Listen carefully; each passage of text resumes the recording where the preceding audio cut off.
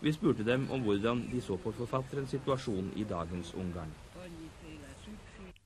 Erre tényleg lehetetlen felelni, mert ezerféle ahány író és ahány olvasó, annyiféle szükséglet, annyiféle kívánalom, erre legfeljebb 1000 választ lehet adni, de egyet nem.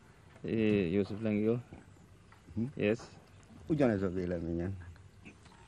Az a jó, hogy Veres Sándor és közöttem, mint író közt nincsenek közvetlen érintkezési pontok, de szeretjük egymást. Hát nem jobb ez, mint hogyha tanárok és tanítványok, vagy egy kliknek az emberei volnánk. Így jobb, hogy emberek szeretik egymást, és örülnek, hogy vannak. És az a jó, hogy nem egyféle magyar irodalom van, hanem elég széles skálán megy a magyar irodalom. The situation is like this, for example, that between myself and Sándor Vörös, we have not mutual touching points, yes? Contact Két rettenetes dolog volna. Hogyha a magyar irodalomban csupa Veres Sándor volna, és még rettenetesebb volna, a magyar irodalomban csupa Lengyel József volna. Az volna a baj, igaz? Valóban mindenkiből elég egy példány. Men kan ungarske forfattere avspeile den ungarske virkelighet, spurte vi. Hát ha nem tudjuk tükrözni, az is tükrözi.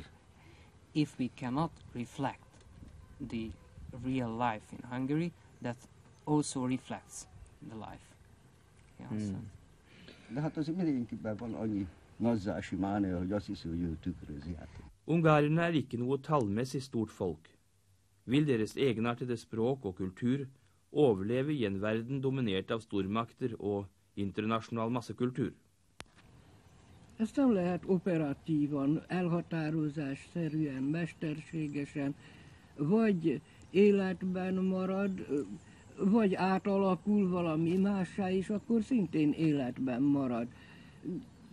Ameddig egy nemzet, egy nyelv létezik, addig valamiféle kultúrája is szükségképpen létezik. Az lehet egész primitív, mint a volgai finnugor népeké, lehet bonyolult és óriási, de mindenképpen van.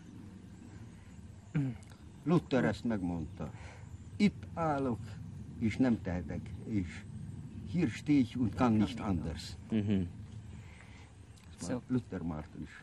Ja, kenne ich ja.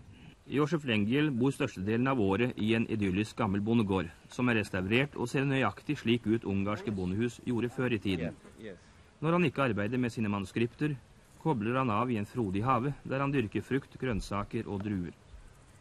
Men selv om den gamle dikter lever så idyllisk tilbaketrukket fra storbyens Ungarn, følger han likevel aktivt med i det som skjer i ungarsk samfunnsliv. Og han har treffende kommentarer til samfunnsutviklingen, blant annet til den reklame- og forbrukermentalitet som gjør seg stadig mer gjeldende også i Ungarn. Sometimes I wonder about that. If you take people in the socialist society as Hungary, which is also an open society, why are the people always copying the bad things from the West, like commercialism and like all these kind of things?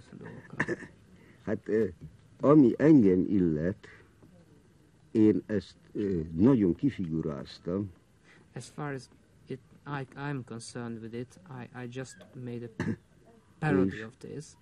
Az egész például egy reklám tevékenységet, például az OTP-t reklámozzák, mint hogyha volna egy másik bank is. Just for example, the advertising of the bank OTP, as if there was any other bank. És most nekünk vannak egész kurzusok, vannak reklám és csomagolás technikai kurzusok vannak. And nowadays we have advertising and boxing, wrapping courses, yes?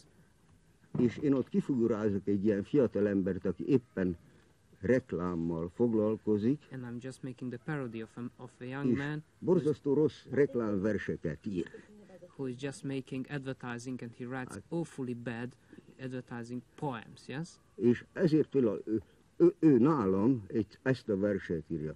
Betétjét az OTP-nek adja ne a Rothschild cégnek. So, put poems like this. Put your money in OTP, give your money to Rothschild. And not to, Yeah. not to Not- the Rothschild. And not to the betétét az OTP-nek, Mintha oda betehetnék. as if they could give the money to the Rothschild. Yes? És ugyancsak így ezeket a fényreklámokat. Miért reklámozza az a bank magát, amelynek monopól helyzete van? And the same situation is with the advertising in lights, you see? These neon lights. Why does a firm advertise himself if there is no concurrency, there is no other firm? Én ezt ostobaság, magyarán, egyszerűen szólva ostobaságnak találom, és olyan dolognak, mint mikor egy majom leutánoz egy embert, és a nyakkendőjét a mansettájára köti. I think that it's really something stupid. It's just like a monkey who imitated a man and put the necktie on his hand, on his arm, his wrist. Körülbelül ez a helyzet. The situation is that. Szóval hogyha azt gondolja, hogy én ezeket a dolgokat védem, akkor rossz helyre jött. If you think that I defend these things, that you are in a mistake, because I am very against them. Van nagyon sok dolgunk, amit védek, és amit jónak tartok. There are a lot of things that I defend and I think that they De are good. hogy minden előtt hasra essem, ezt azt hiszem, hogy senki nem is kívánják. Mert meg is lehetett támadni. Én ezt sajtóban megtámadtam, és ezt nagyon szépen. Vannak dolgok, amit azért nálunk ki lehet mondani.